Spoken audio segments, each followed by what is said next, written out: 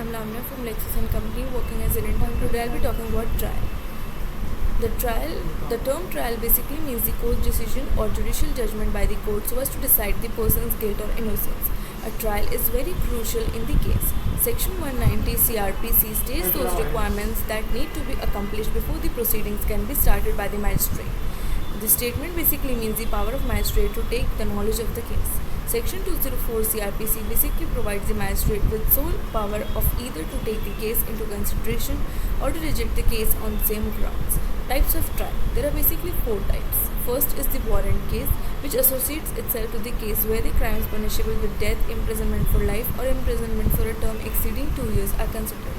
Trial of warrant cases is further classified as cases instituted by police report under Section 173, cases established other than the police report, where the magistrate receives the complaint directly. The sections from 225 and 237 of CRPC deals with the warrant cases. Sessions case.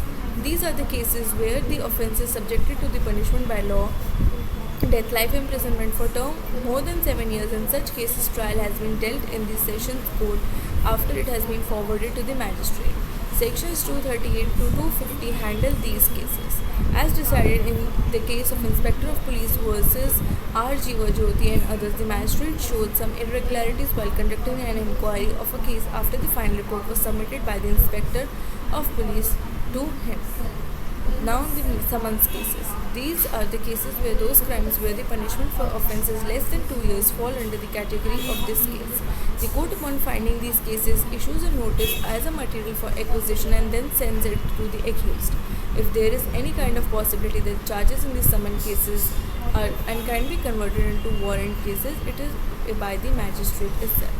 Final is the summary case, which are the kinds of trials where the speedy justice has to be given, which means those cases which are disposed speedily and the process of these cases is simplified. One thing which is important to note here is that small offences are taken as a part of summary cases.